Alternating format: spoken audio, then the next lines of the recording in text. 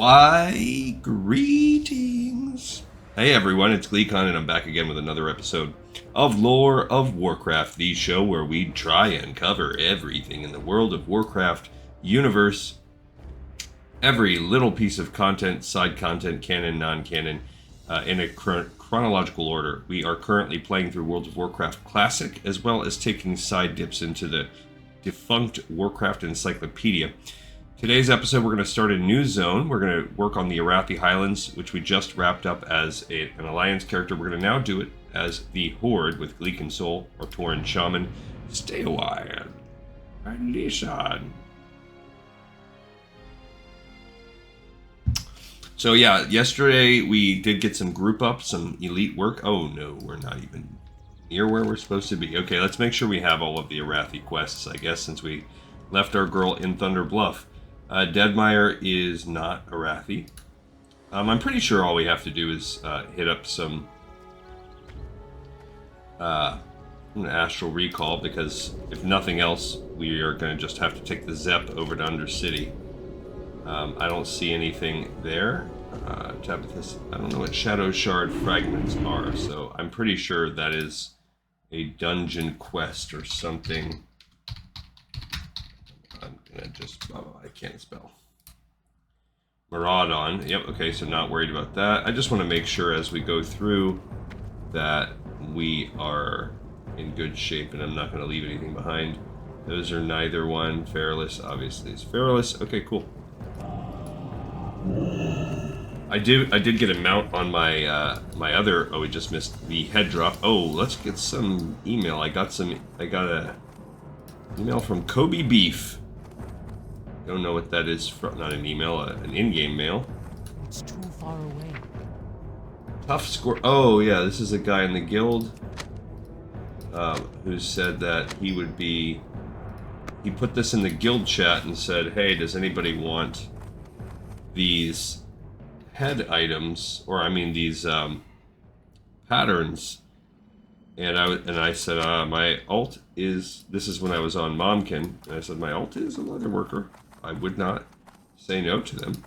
And so he said, alright, I'll send them to them. So that was cool. Cool of a guildie. So I have the tough scorpion bracers, leggings, and shoulders. They require a 240 leatherworking. We're at 182, so we're not there yet. I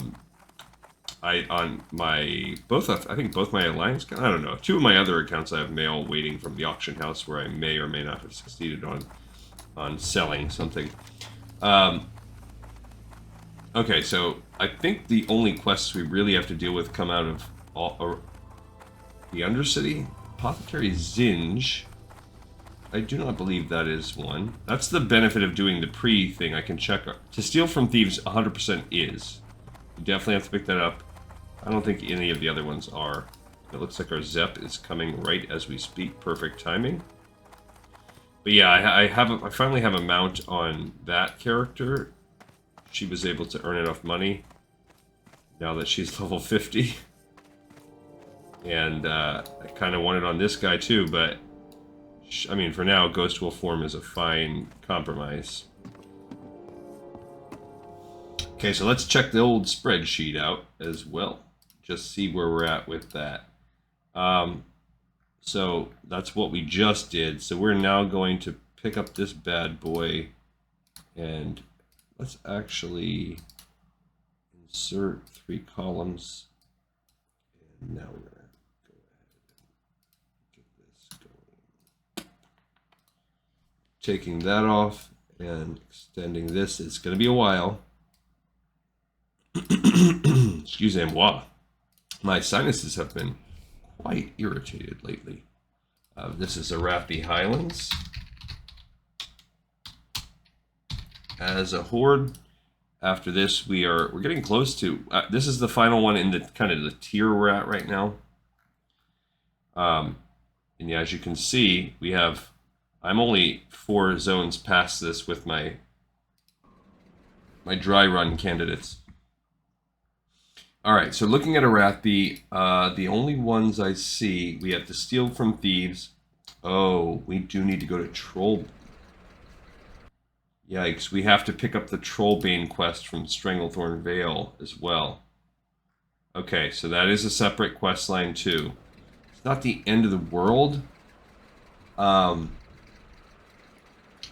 We are going to have to hit this while we're here. We may as well do it because it's in Gromgal, so we are just going to need to take the Zeppelin.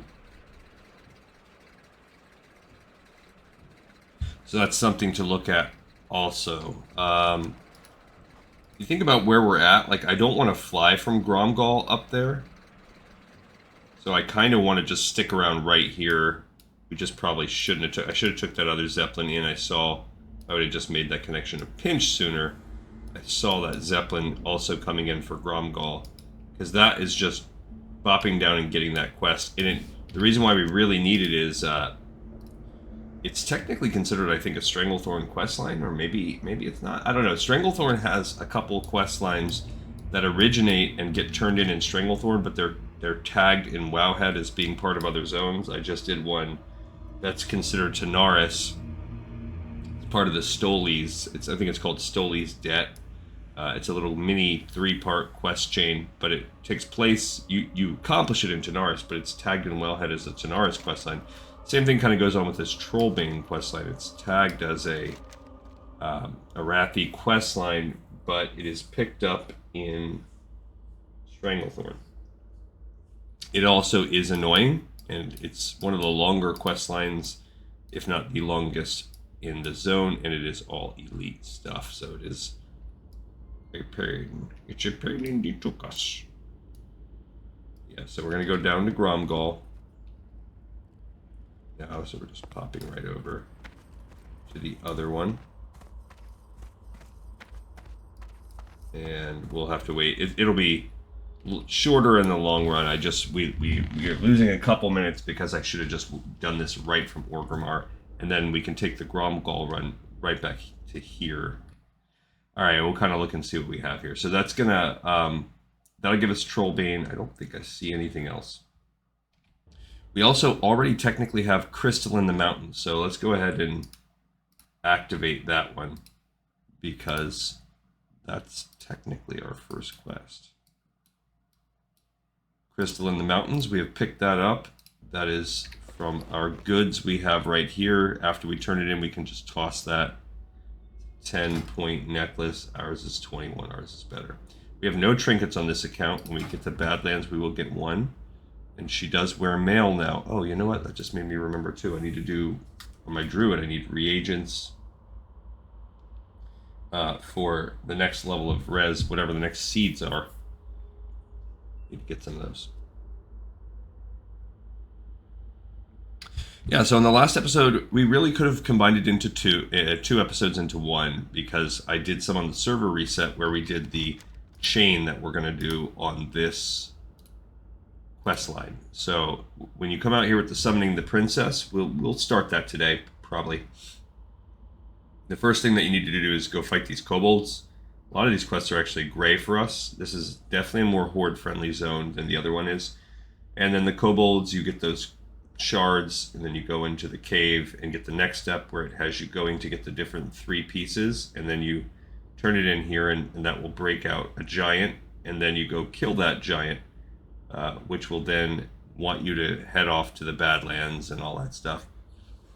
So I think we could probably mess around with that. We'll mess about definitely with these lighter quests here in the beginning. Probably not going to do the pirate ones today, just because they're sort of kind of out of the way.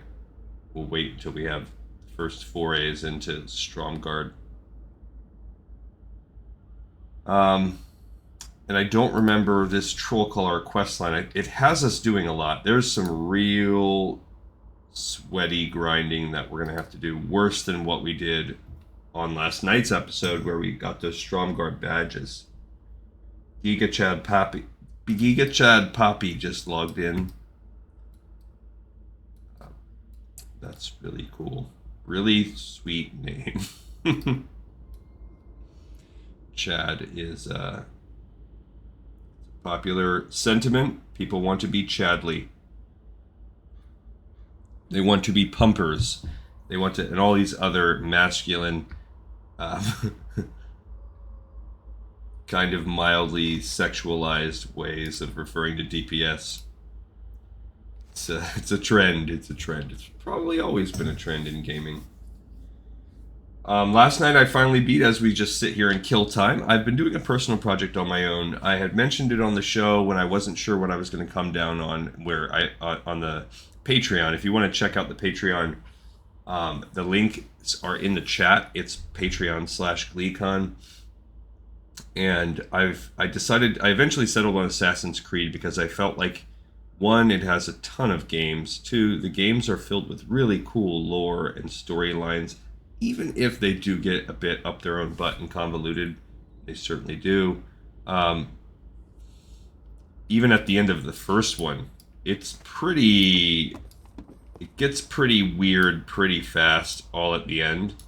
But I think throughout the franchise, Assassin's Creed 2 tamps that down a pinch.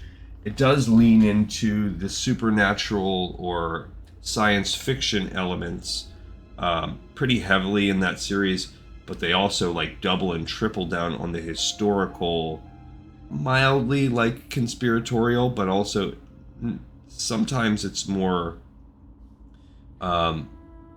just like, there's a book I love called People's History of the United States, and it's a nonfiction. Basically, it goes through up until I want to say maybe right around I think the most recent edition ended right around the time Barack Obama was campaigning for the first time or something like that. So it goes from the inception of the country, maybe a little bit leading up to the country's inception, all the way until then. And it's essentially like a historical, I wouldn't call it an encyclopedia because it's chronological.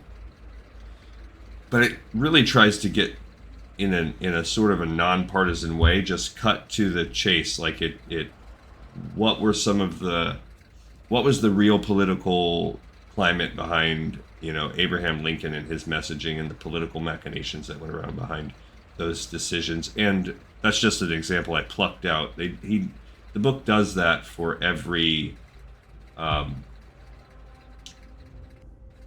lot of these key watershed moments in the country's history. And it does it in a way where it's really just trying to get you to not necessarily demonize particular people or events, but to look at them from a historian's perspective with a clear-eyed view. And I really like that. So I think there was a point to that. I was going to tie it into something that... Oh, that's the Assassin's Creed. So I think some of it is that. I think in the early days, Assassin's Creed tried to approach a lot of their content from that sort of angle, but not from a U.S. history angle, but from a, like, just world history. Alright, so Trollbane is picked up from Nimboya over here. We're going to grab that quest, and then we're going to I think we just missed the Zeppelin again. That would go back to... With Thoris Trollbane dead and Stromgarde... Oh, actually, we'll read that in a second. I want to get back up there. Because we want to take that same Zeppelin right back. So I don't want it to leave without me. I want to hopefully hop right back up on it. Come on. She moves so slow. To the top of the tower. Alright. Talk to me. Slip a little coin into the boss's hand and look what it gets you. So that's good. We can just head right back. That's cool. So if I could find a way to get that little firecracker... Alright, so let's look... Now we'll read the quest of what Trollbane is about. So, with Thoris Trollbane dead and Stromgarde in ruins, Vol'jin has instructed that we make every effort to spirit the legendary sword Trollcalar from the human's hands, so that we might use it in our coming battles against the trolls of Zul'Grub. So some troll-on-troll combat. Zengu, one of our seasoned hunters, was dispatched to Hammerfall in northeastern Arathi Highlands to oversee its procurement. So that's kind of neat, and I kind of want to look and see who is Thoris Trollbane. So Thoris Trollbane looks like a Death Knight. He was a human warrior and king of Stromgarde, founding member of the Alliance of Lordaeron during the Second War. Okay. So he's basically one of King Tyrannus's allies and part of the OG clan in Warcraft 2. He eventually withdrew from the Alliance and was ultimately murdered by his son Galen, who sought the throne of Stromgarde for himself. I don't know where we're getting these. Where is that coming from? Oh, it's an in-game quest called The King Rises. Where is that quest? The King Rises is the Death Knight quest line. So they get into it in Wrath of the Lich King.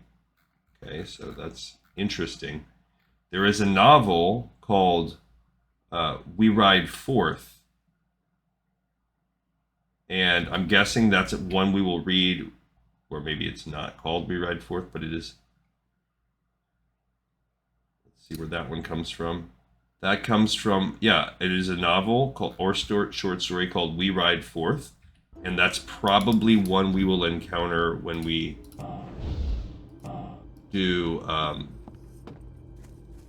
like, when we get to the Wrath of the Lich King. That'll be some of the lore that we read. I missed reading the books with you guys. It's been so long. Warcraft Classic is hands down the longest hiatus. It really changed the tone and tenor of the show. I think in some ways it was really good, but I think there's a piece of the show that I'd love to get back to where we did the manga, we did all these other things. And we'll get back there. This is a marathon. This is a lifelong marathon. This is not a sprint to get through all the content. This is a journey that we are in our third year undergoing together. Those of you that are long-time listeners. And it has a lot of room to still grow.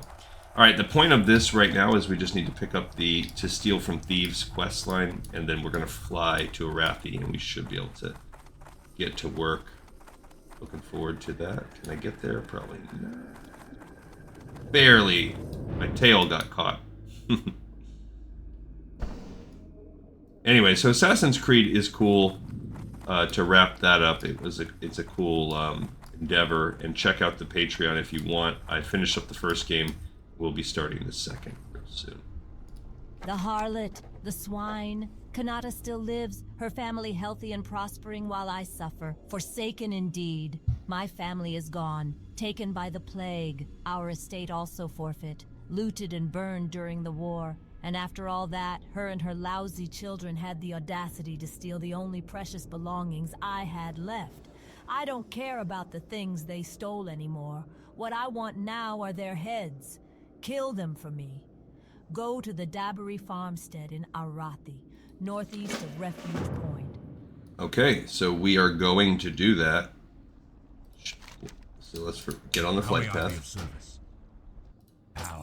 So she basically says in colorful language here that there is a woman that is still alive, even though she is now forsaken, and she's living. I guess this woman stole their precious belongings after she died. And because she's forsaken, she wants people to share in her suffering, so she wants to kill them too, and we're going to oblige her. It seems a little bit suspect in terms of motives, but we will be going to murder some humans, and I guess help make them forsaken along the way. Let's do the check. Anyway, there is... See, these are some Legion quests. Boris wrote the... Yeah, so... I'm not sure, basically. It just doesn't say a lot. It's kind of... We have a lot to learn, basically, about that. So I would say coming into like Warcraft 3 or whatever, like the fact that this guy was killed and is entombed in Stromgarde, which we will end up going to his tomb. That's I think we could find out more, and maybe finding out more as a horde won't be our easiest path, but it's, I am curious to read that story, but I don't want to spoil it for myself. Okay, so we just picked up Trollbane. Dang it. We're going to pop that one on there. Bam. And we also picked up To Steal from Thieves. Cool. Okay, so we have 3 quests starting and leading us into Arathi. And we will be landing shortly, where we will we'll start to do our work. The next zone's coming up, and we enter the next tier. So I've kind of tiered the game into sets of 4. So the next tier, which will be our kind of like mid-40s, bringing us to 50s, is Swamp of Sorrows, Badlands, where we will then do Uldaman, Duskwallow Marsh, and Stranglethorn Vale. So completing that journey should take us to level 50. Perhaps, I think, maybe a pinch beyond. I think my Horde character is about to hit 51. Swamp of Sorrows is a short quickie. It will unlock flight paths for us to the Sunken Temple, where level 50 quests are completed for pretty much all the classes. The Badlands is easy. There's a Kargath flight path we can hit up as Horde. The base will be Loch Modan as the Alliance. And there are a ton of quests for the elites in the exterior, but by the time we get there, we should be able to easily handle those quests and take care of it on our own before we ever try to run Uldaman.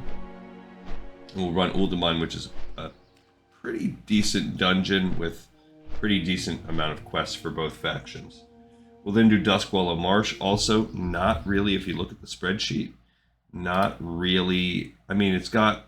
The reason why Badlands looks so small is because so many of the quests are tied into doing Uldaman or right in the exterior of Uldaman. So you really have to stack these two together and consider Badlands and Uldaman one thing. And then it's pretty long. It's longer than Arathi. It's about the length of Arathi and Swamp of Sorrows combined. If you look at Swamp of Sorrows here, it's all Horde. It's all Horde and a couple neutral. Okay. Duskwallow Marsh is a regular zone about as long as Arathi is. It's about the same for both Horde and Alliance. And then Stranglethorn is massive. I'm not even done. Most quests are neutral. It's going to be... That one will take us a long time. And we will do most of the things twice because there's a tiny base at the top for some Alliance quests. And then Gromgal, even though it's more spread out, does also have its own set of quests. And then Booty Bay is all neutral. And then there are multiple neutral things throughout. Yeah, as you can see, I'm doing that Stolies line right now. About to be done on that. I actually had to jump off because it's not listed here. Like I said, it's a Tanaris. But I think the Bloodsail Buccaneers... Oh yeah, I've done that one, part 5. I finished that chain. So Stranglethorn Fever, Message in a Bottle, that's about where I am right now. Stranglethorn Fever we'll be able to do. Message in a Bottle, I think we've got to go find that. Alright, so let's kind of look and see what we have. Here's the flight path. Behind it, if you want to fight, there's the Arathi Highlands behind it. There is a PvP base and quests back there. We will not even visit that on this mission. If we stay up top here on the deck, there is Zengu. What's beyond your mind? How you doing, Shaman? The task set before us by Vol'jin will be a difficult one, and any assistance you might provide will be appreciated and necessary. A Sigil of Strom. In ancient times, trolls fought against the Arathorian Empire, and our most capable adversary, Lord Igneous of Strom, named Trollbane. He rode into battle wielding Chokalar, Troll Slayer in their ancient tongue. But now the sons of Trollbane are weakened, their stronghold brought to ruin. The sword is protected by several sigils that were divided among the survivors of Stromgarde, and we must retrieve them. The first was taken by the Syndicate. One of the men in Stromgarde should have it. It took me about an hour and a half to 2 hours of grinding to actually get that to drop for me. I hate it with a passion. Alright, so we did just complete Trollbane. Bada bing, bada boom. First quest already done and completed on this. So Trollbane is done, and that picks up the Sigil of Strom, an annoying piece of crap quest. Okay. He doesn't have anything else. This guy's a superior butcher. Oh, he can teach us barbecue buzzard wing? Thank you. Yes, please. I'll take that. That doesn't really give us a lot, but hey, it's something. And we have a regular butcher salesman. The Witherbark And this trolls guy and has a Boulder quest. Fist ogres of Arathi are working together to rid us from this land, but we shall not meet our fates at their or anyone else's hand. We will slay them and show them that we too have a home here. The trolls turned their backs to us. The ogres would use us for food and bedding if we allowed them to. These things shall not be. We start our attack on the Witherbark trolls to the south of here. Slay them in droves, and only return when their camps run thick with blood. So this is kind of sort of interesting. We're seeing a theme here. So first of all, let me just pick that we got Call to Arms, the first step. I'm pretty sure Call to Arms is it's a chain.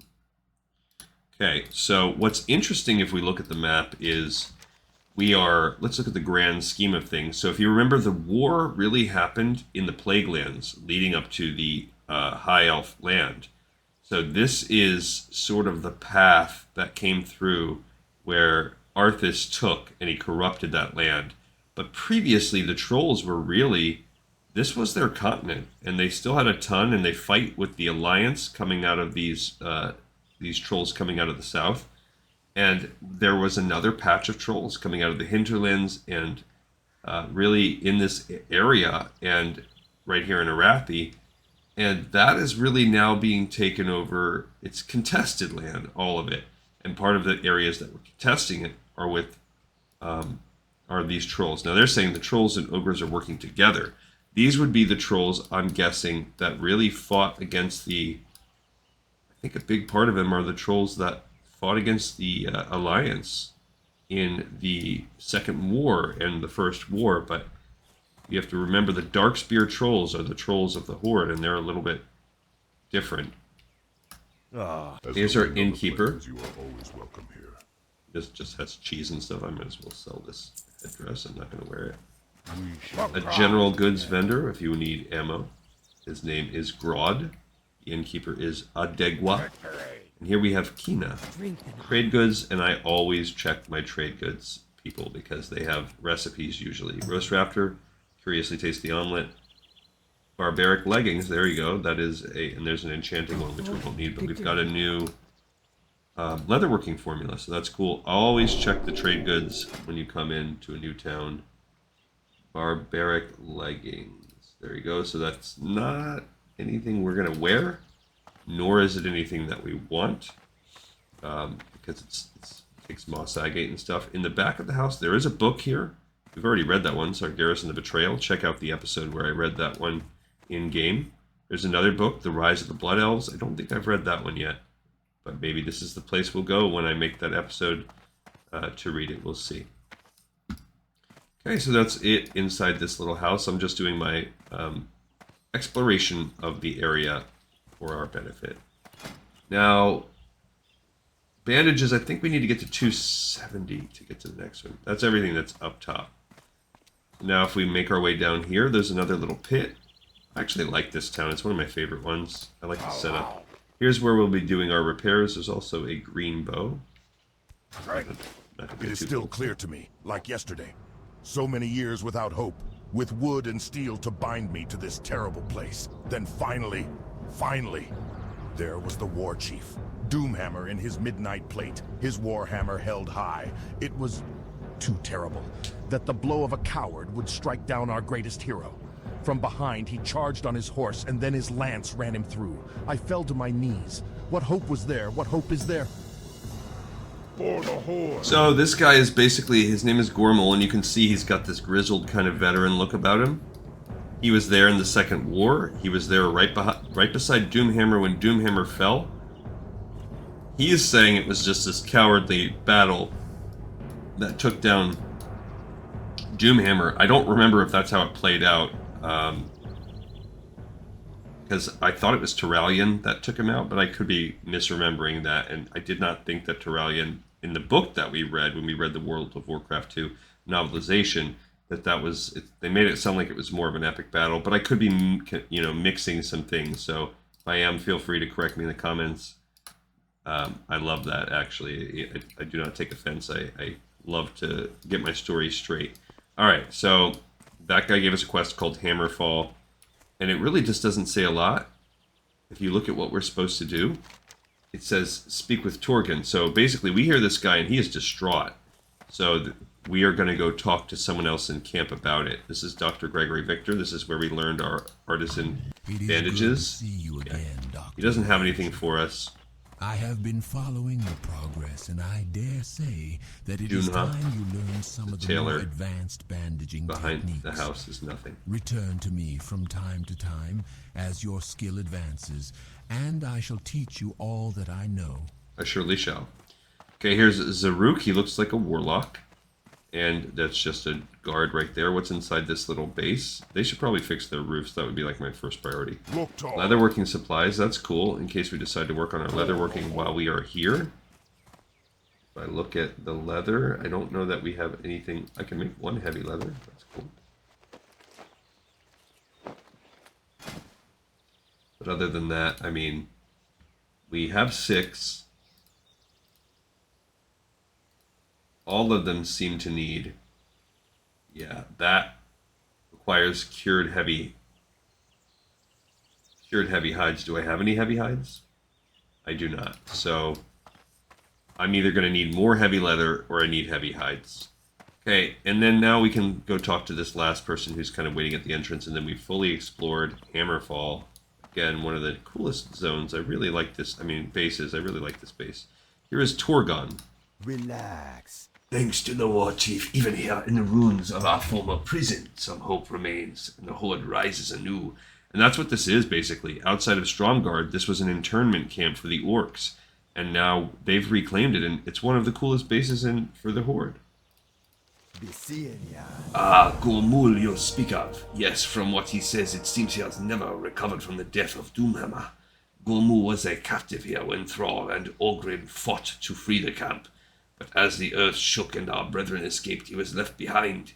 He wandered alone and lost for years without direction or hope until we returned to establish ourselves here in Hammerfall. And if you remember, they really were, they had that, this malaise that had come over the orcs. And it seems like this guy has never shaken free of the malaise. Raising spirits. We tried to settle him in, cheer him up, telling him stories of our mighty city at Orgrimmar in Kalimdor, but nothing would move him. Tales of our young war chief Thrall, who bears the armor and hammer of Orgrim. But perhaps a demonstration of our newly found shamanistic magic would give him new hope. It is worth a try. A small object we could make for him. Yes, bring me some raptor eyes, and I will see what I can do. Okay. And foul magics, the second one, unrelated. I felt a strangeness in the air, a feeling that simmers in my blood. I had my suspicions. I set off to find the source of my unease and discovered to the west, at Northwold Manor, the residual traces of demonic summoning. As I got close, my blood began to boil and the rage within me grew. On the ground I spied an amulet of bloodstone used to assist in demonic summoning. The one I found was depleted, however. I'll need another to examine, but I dare not return to the manor. Can you bring me some?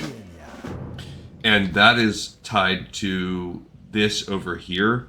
I believe that's also additional syndicate stuff, but we'll know when we get closer. Ears are so blue, they must have died there here. Okay, so we completed the Hammerfall quest, and that gave us raising spirits. So he's like, let's do like a little... let's make him some raptor eyes, and we'll make him kind of a little shaman thing. We also picked up foul magics right after that. Okay, so we completed a couple quests and we've gotten quite a few. Alright, so let's plan our journey. I think what I would like to do now is go over and turn in this crystal in the mountains. Get that one done on the way. If we find raptors, that's all cool too. And this should be a decent zone, at least in parts. Not really, actually, but we'll get some skinning because of these raptors. Better than none. Better than none skinning. Alright, we're going to go with this. I don't really think I need a lot else. Old Shaman. Shaman are so bad on mana. Mana needs. Okay, so what we need is their eyeballs. spend some time killing these. We got some heavy leather. The major problem is we don't get, not a major problem, but a lame part of this is no XP from this. Yeah, look at that, just crushing. Okay, we got one eyeball. Homegirl crushes. She's a big Chadley Dad, Giga Chad Poppy or whatever. So what I'm going to do is just keep an eye on my mana, and if mana gets to be below halves, I'll leave off the Flame Shot. If it starts to get really low, I'm going to leave off of the Lightning Shield. We do have curiously tasty omelet recipes.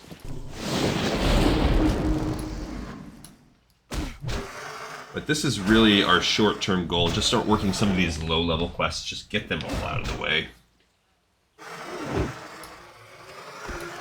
Okay. Which is probably going to include the kobolds also. Okay, so now we are below that threshold where I initially talked. So I'm going to lay off the flame shock for a little while. Medium leather. And I'm progressing, there's a method to my madness. I'm progressing over to the crystal quest. Killing raptors all the while.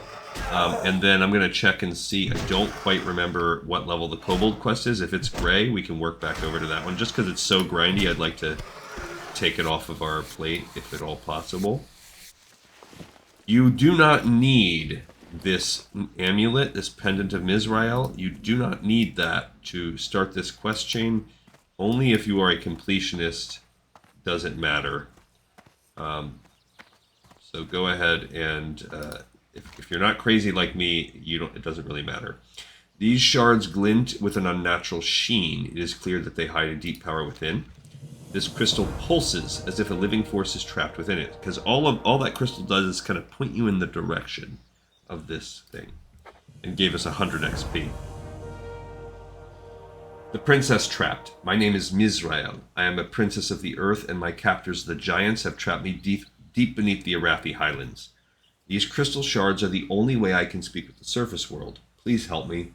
Allies of the giants, the Dry Whisker kobolds, have a shard like this one in their Dry Whisker Gorge to the east. To power the cluster, you must gather motes of Mizrael from the kobolds and apply them to me. I beg you, Gleekin Soul, aid me. How did she know my name? I'm guessing I introduced myself.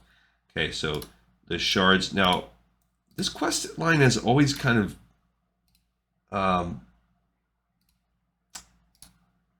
like befuddled me. I don't understand exactly. It just seems so weird. So basically, what happens is we need call to arms. Let's go do that before we do anything else. Let's go kill these trolls down there. So that's the lowest level quest we have, and so we'll start that. We'll kill raptors along the way, but like the Horde, like the Alliance, we have to kill these guys. What's better for us is we just need to kill them. We don't have to collect the things, though. It should end up being a little bit quicker. But it confounds me because, okay, what do we have here? Well, we have... Let's think about what we know. It appears that Mizrael is sort of like I believe they're called keepers. So when you think about like Ayanara or the people in Ungoro Crater, they seem like they're watchers, or not watchers, keepers is I think what they're called.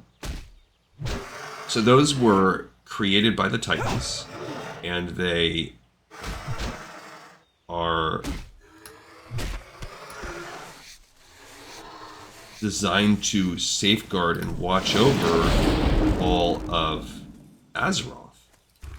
And it is possible, or heck, it's even likely, that many of these keepers are either kind of like their code has begun to erode, or they have been straight up corrupted by the old gods. So I think that's what's happening with a lot of them, and so that's possibility one, that this princess is just a straight keeper, and she has been corrupted by the old god. I think that's probably the most likely source of... I'm just walking on foot in case we see more raptors.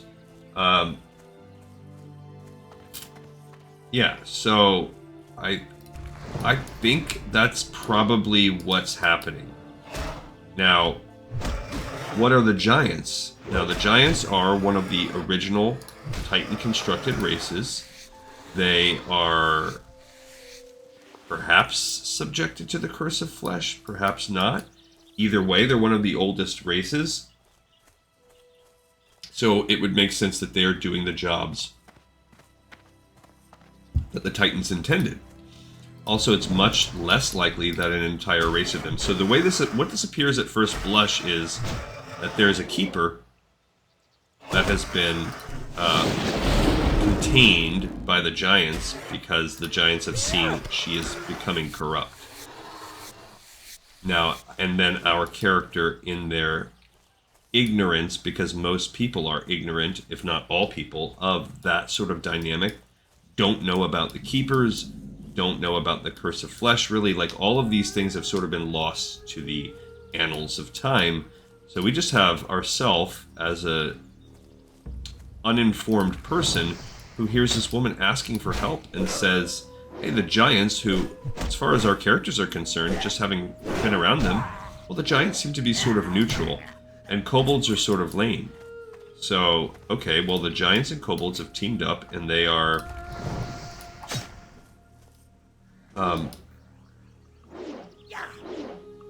they've kidnapped someone and are imprisoning them. So our job, or we're like, okay, we're gonna help out with this, and that's what it kind of seems like at first.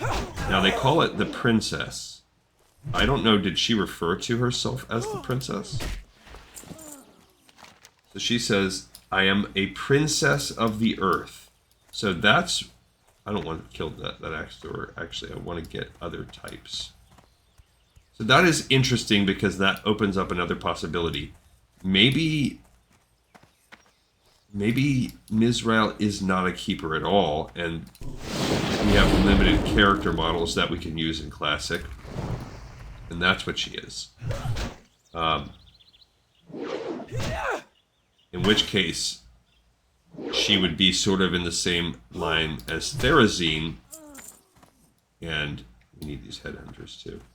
In which case, well, we know Therazine was also corrupted and not so good either. At best, these people are neutral, so at best, we're getting involved in a neutral party, and as happens a lot, particularly in Classic, we just run to help these people, and everything else be danged. Okay, we're getting low on mana, so now we've got to start being a little bit smarter.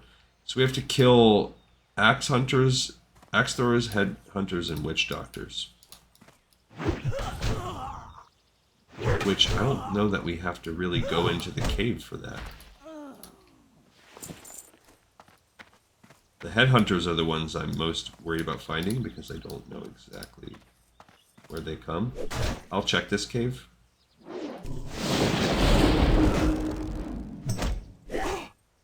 Now, ultimately, what we do is we know that the Giants are sort of on the side of the elementals. We're involved in that, and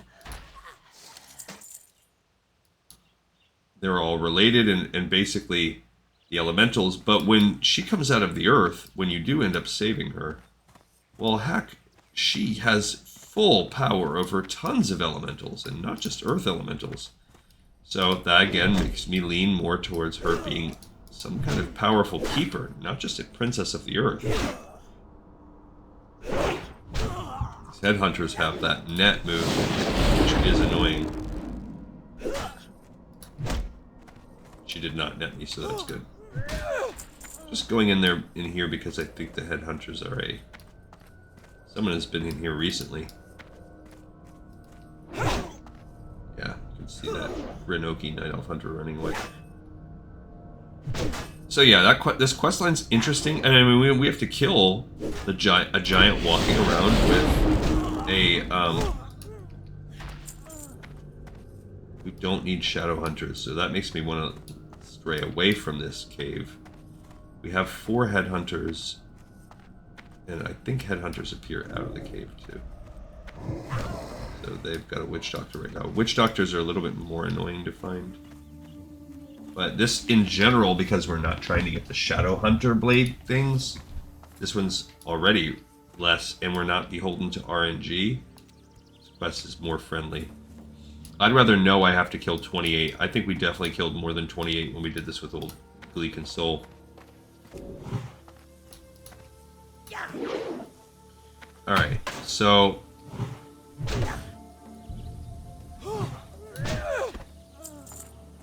So there is that quest line. It is interesting. And that's going to be one of the main themes here. I like the Troll Color quest line also. It actually makes me hungry for more lore. I think it's cool. It's a cool idea.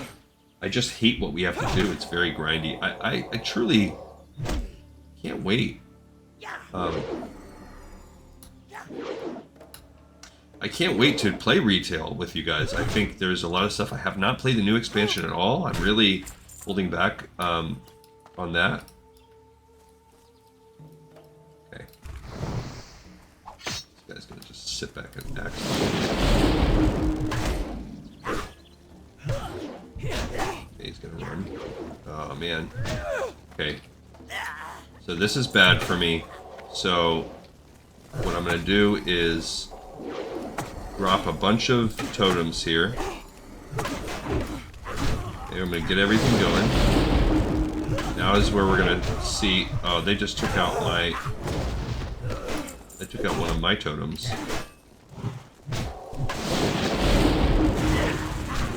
Okay.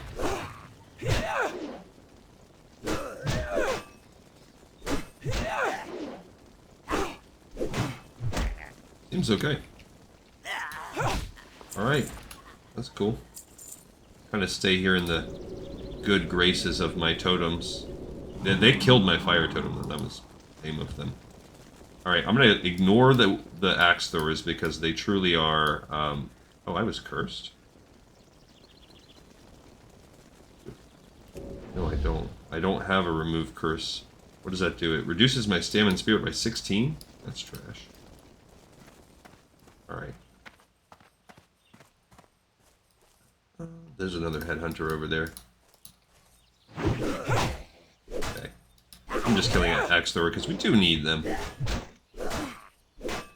We've actually almost got all the witch doctors. That's about a wrap here.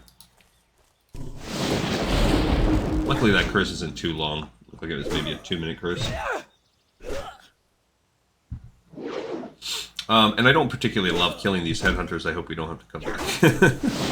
I mean, these trolls in general, they're just... I'm trying to knock these quests that are not giving us really rewards. I want to get them out of the way first. Alright, let's see. We got an axe thrower, witch doctor, axe thrower. Another headhunter back there. Boom shakalaka. Okay. Yeah, this will be our penultimate witch doctor.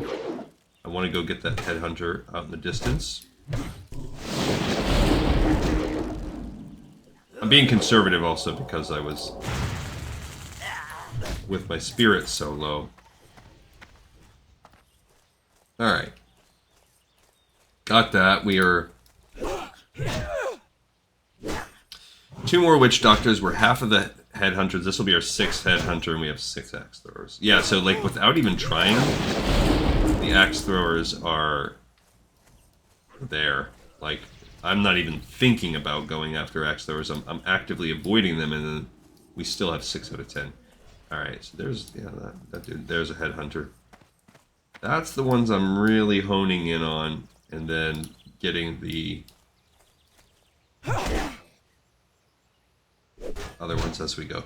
So I think it'll happen. We are eventually going to raid on this too. We're going to try to do every little thing in the game. I'm going to try and do some of the highest level class quests. I really, by the time we get there, I think just what might happen when we start getting into the culture of raiding. I don't want to become like I'm not going to be a sweat on the raids. I don't want to invest that much time and energy into it. But what I think I might do is just try to get a guild to let me pug one. Just let me get through it. Just for the quest purposes too. So if there's a raid that isn't involving quests, well, then I'm not going to worry about that as much either. I mean, we'll try to still do them. Also, we can look and see, like, which of these raids exist still in retail. Many don't. That's the problem. It's a real problem. Like Nax, we have got to do Nax Ramus when we're here because that raid completely has changed.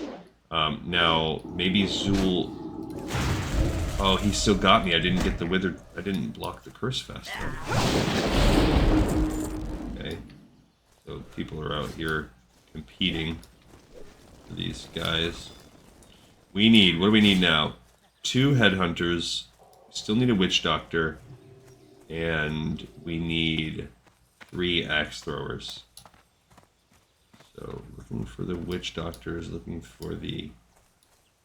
all of it. Those are axe throwers. Don't care. There's a witch doctor, so we can get our last witch doctor right now. There's a chest, too. Might as well get that. Cool. Alright, so witch doctors are now done. That'll open up the map a little bit. 2 headhunters, 3 axe throwers. We just need 5 things. Peek out here. That looks like just axe throws. Axe, axe, axe. Yeah, so we've got to get over to that side of the pond, the literal pond, in order to have a chance. It doesn't look like... It looks like axe throwers are all... The perimeter of the north of the axe throwers seem to be the easiest, most common, which also is kind of cool from a lore perspective. It tracks with Warcraft 2. There were no troll allies in Warcraft 1, so you have to kind of remember that that's part of the overall story too. That wasn't really a thing. Alright, we got a lot of... And it's all Alliance. There are much more Alliance on this server cluster. There's a headhunter. And it's kind of annoying. It makes... The more people there are, the more tendency, like, the crap comes out of people. When I play on Alliance, just the people on the chat are so much more toxic and vile. And part of me is just so glad that the election is over, just because that's been consuming all of the chat on WoW, and people are so invested and combative. But I'm just glad it's done. For whatever, regardless of the outcome, and how you might feel about either side, I'm glad it's over.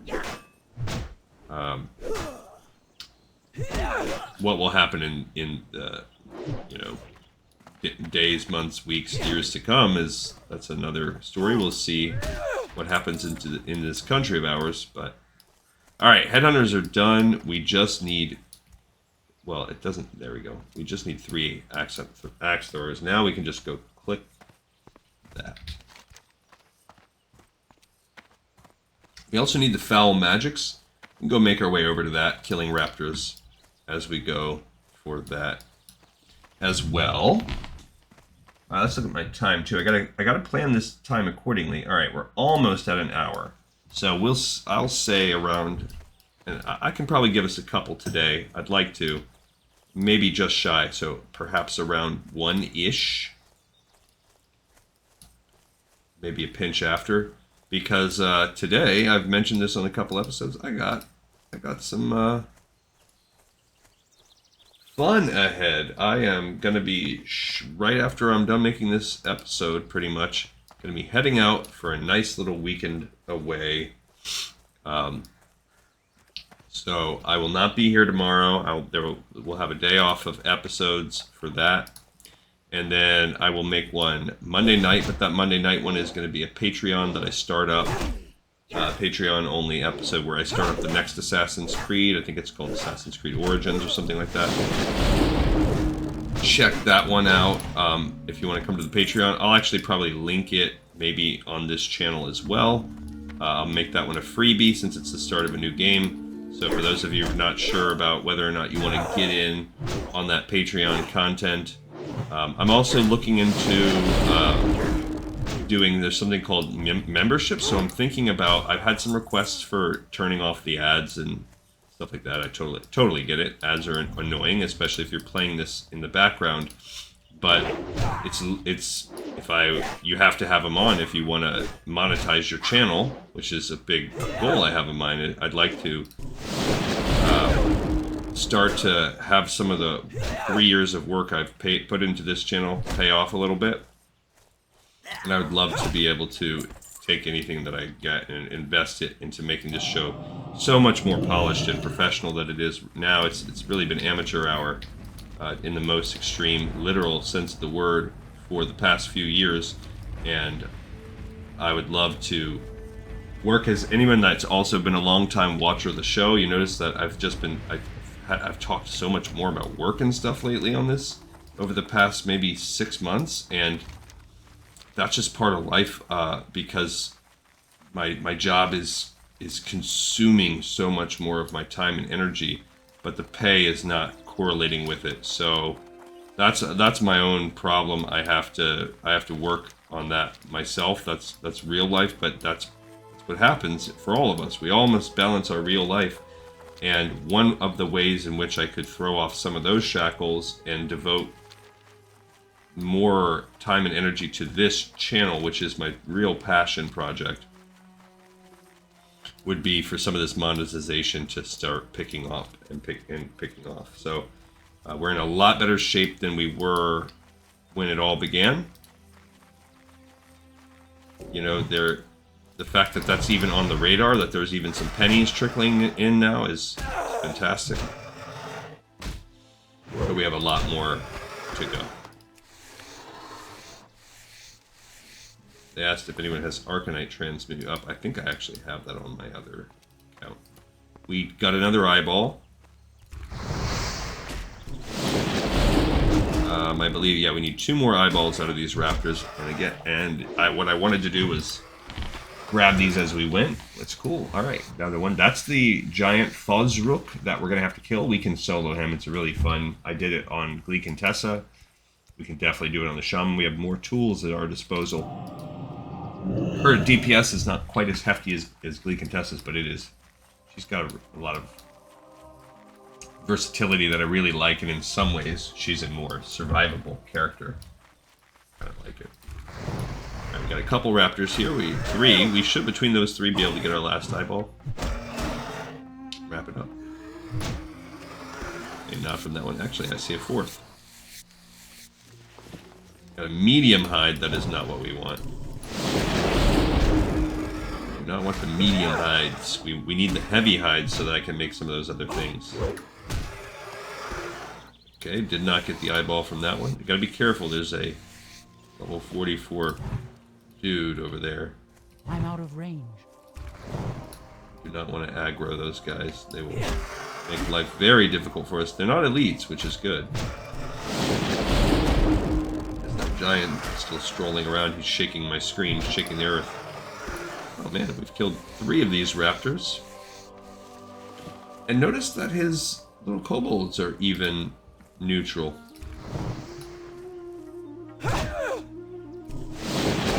This goes to show you that things are amiss. Like, these giants are not bad guys. So the fact that you're killing them to get what you want should already put up some red flags.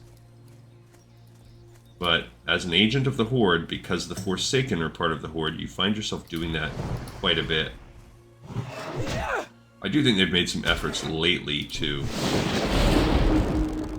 make the Horde more multi-dimensional. Alright, mana's getting a little low. Switch over to conservation mode.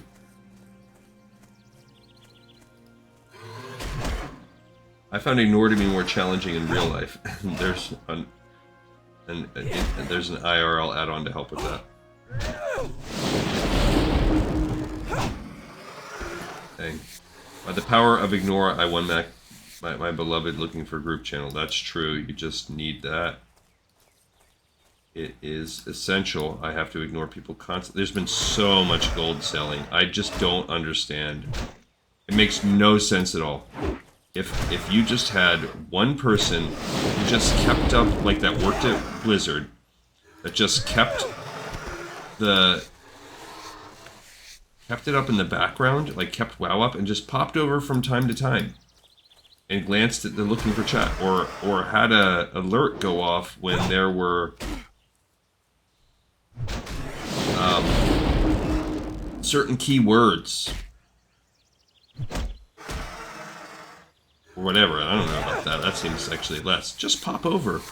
You could really do so much good and clean up this, but they don't want to. Like, that has to be the answer. I don't see any other answer than Blizzard doesn't want to. Because we're not even talking about, like, oh, we got to pay someone to do this. It's not worth, you know, $50,000 a year of a salary or whatever you'd pay someone, or less. It's not even that. That wouldn't have to be someone's whole job. You could just literally have someone monitor and make cursory efforts and ban. Just ban. Just don't even question it. You use the gold selling, you're instantly banned right now in real time. There's no gray. So why don't they want to is the question. It can't really be about the money, because those people that get banned will just go immediately procure other accounts. Unless they were constantly getting banned and it started not being lucrative. So is that what it is? You don't want to scare them off? Like, you really, at the end of the day, you know, no one is quitting. I mean, that's what it is. It's a business decision. No one is quitting WoW because gold sellers are spamming. No one. So they loot by having these gold sellers out there. Blizzard loses nothing. It costs them nothing. Does it make the game crappier? Yes. Not so crappy people are quitting. So they don't care. No one is going to quit over it. Not a single soul. So, since that's the case, what's the incentive for Blizzard to even have one dude spend 1 hour? Why would they... Why? Oh, we need Bloodstone Amulets from these guys. So these guys are the ones that have supposedly been being evil, I guess. This is where the troll said, like, hey, I think someone's working with the demons. Now, we already know from the Alliance running this that, yes, the Syndicate are, in fact, so desperate. They are working with demon summoners. We maybe even read some of that in we did when we did Arathi. Alterac. We do know that that's the case. There's got to be a limit on lightning procs. Yeah, I'm going to save this for frost shocks. We haven't even found one yet. Okay, so we need 10 Bloodstone Amulets now. This is just the next thing we need. This is our last raise. After this, I think we'll go turn these in.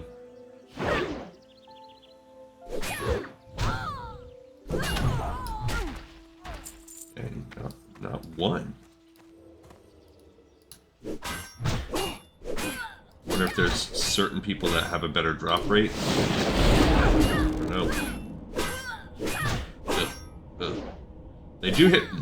This is a good, like, matchup for the Syndicate, though. They are bopping me pretty dang good. Okay. Luckily, we're not getting a lot of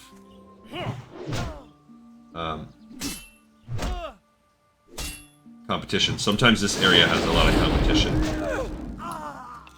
There you go. We got 1 amulet. We need 10. Again, these are all no XP. So I'm just trying to clear those quests out for us first. The Debiri Farmstead is the next lowest. We could grab that on the way back too. That will actually be some XP.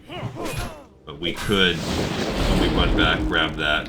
That's the lowest quest. What's our level? 43, so I'll probably wait to turn it in, and I don't know if we will hit 44 anytime soon.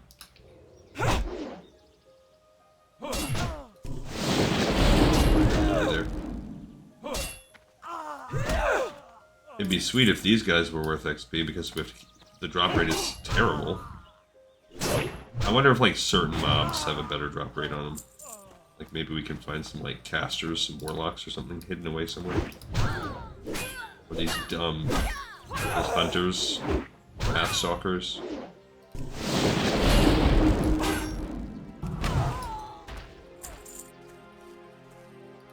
Try Pathstalker. They're kind of cool with their green armor. The orange and green combo, though, cannot give my approval on that. They do not have a good fashion sense. Okay. No. They did not have anything for us. These guys are, like... This is a good matchup for them, because my armor is low. Their quick-hitting style is defeating my slow cow style. Your quick hit style will defeat my slow cow style. Alright, we got a second. Fighting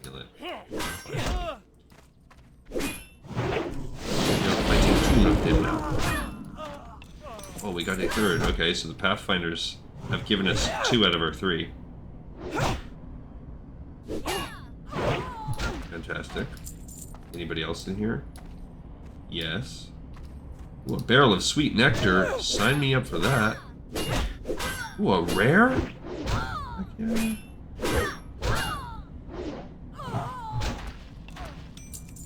I don't know that I've seen Singer. That's cool.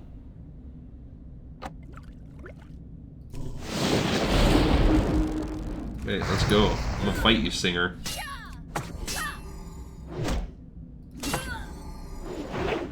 Yeah, come back.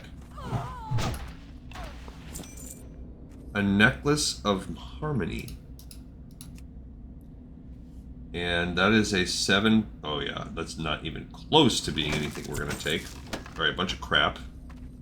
Which is great. I kind of think I want to like 1992. 1992, tell me, where were you? Alright, I'm gonna eat one of these to boof my spirit. And let's drink some of this sweet nectar since we just got some out of the old barrel, the old enemy barrel. 24. No. Running out of inventory space. Alright, we're all full. Alright, let's rock and roll on these guys some more. Pretty slow you down. Thanks for nothing, you.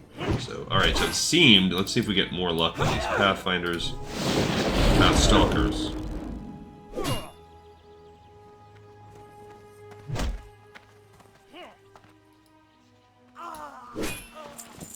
No, we did not. We are getting lots of gray gear, though. So if you're into that, come on out to the Northfold Manor. We're gonna need to get 3 heads from these people too, so that's not cool. What the heck, guys? Why is the drop rate such cheeks?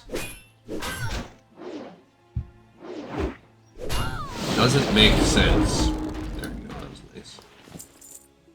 The heck? Okay, we're out of stuff. I'll go ahead and throw away this wild hog shank.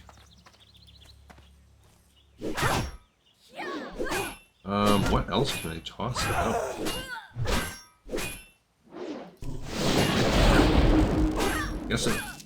I mean, I don't need heavy stones. I could probably toss those. I don't think they sell for very much. Unless you're selling them on the auction house, which even then, people don't typically... They'll go grind them by farming the Badlands Elementals or whatever.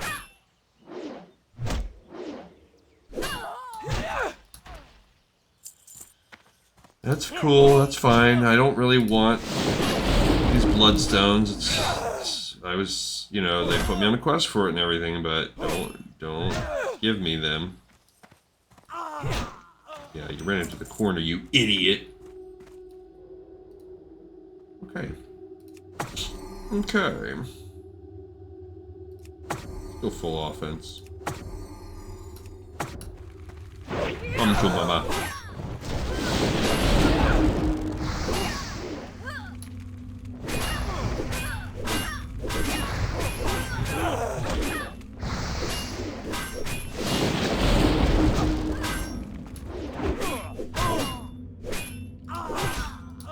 Okay, got one from that one. That other one that ran didn't come back yet.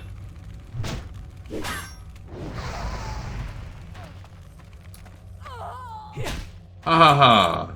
Ha ha ha, you fools. Alright, that was cool. When you get me all my totems. Good shape. Alright, we did get a second one out of that too, so. A couple amulets, we're up to 6. Ha ha ha, you fools. Alright, we continue to take out Northfold Manor. I don't even know what part is supposed to be the manor. A couple barns. It just seems like a farm property. It does not seem very manorific. Right? You know, they've got to take care of it better. They got to mind your manors. That's a little Robin Hood, the animated movie. That was something, when my kids were growing up, I used to tell them, mind your manors. Love that movie. It's one of the all-time greats. Yes, the music on it also. Just fire. One of the best Disney soundtracks ever. I might be biased, because I don't really watch Disney movies much anymore. My kids are older, and I'm just, I'm not really big on going to the movies. Just is not my cup of tea. And I think I get this from my dad. When I was younger, I would go, but now that I'm older, oof, you put me in a movie theater in the dark for 2 hours and tell me I can't do anything. No looking at your phone. No, I'm not a popcorn fan, so I don't really like the snacking options. I don't really drink soda, so you're putting me in a situation you're like, you can have soda. Well, okay, I don't really drink soda. You can have popcorn. I don't like popcorn really. And candy, sure. I could eat some candy. You know, you get to pick whatever kind of candy you want. So, but do I want to sit around and eat candy for 2 hours? No. When I was a kid, yeah, sign me up for that. Kid me would be like, yes, please. I'll eat candy for 2 hours. So now you're just saying, here, you're going to go watch a movie. Now, so then why would I want to see it? Well, maybe I want the big screen experience. There we go. We finally got our last. So you're going for the experience. You're going for... So if it's a movie that I really want to support because I like it's like pre-ordering a game. I don't do that usually unless it's something I'm a really big supporter of. Every now and then, maybe there's going to be a movie, but like even that, now that that almost never happens. There's no movie franchise that I care that much about. Like, I like the Marvel movies a lot, and I will watch them when they're streaming. And also, things are so quick to get on streaming now that I can just wait. Like sometimes, like half the time, it's just like the same day. So I will wait. You know, most things I'll wait. It would have to be something crazy. Like when that Dungeons and Dragons movie came out, I went and saw that one in the theater. That might be the last movie because I was really into that and seeing how they would do that. And my son really wanted to go see it, so it was a whole... It would have to be something like that. Like maybe if they announced that they were going to make a really cool World of Warcraft movie. Like the World of Warcraft movie that came out years back. That does not qualify, in my opinion, as a really cool World of Warcraft movie. I don't want that lifer either. I don't think we need that. We need 3 spaces in our inventory here. I guess I'll drop this Crimson Lotus because we need 3 heads. 4 heads? No, just 3. Okay. So we're looking for... There's one. I need to get closer. So we're basically looking for these guys. This is Fardal Dabairi. Imagine being named Fardal.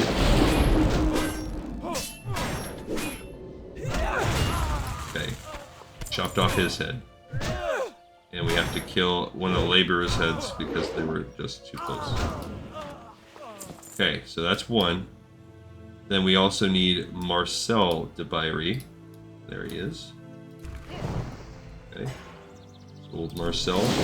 He's bringing a laborer with him too. So we're just going into this farmstead and just murdering. Supposedly they stole. I don't even know how true that is. Okay, we got his head. We're out of space again.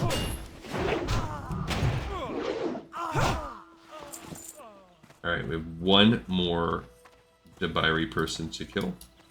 It's a militiaman right there. They're probably up in this house, so we'll fight our way in.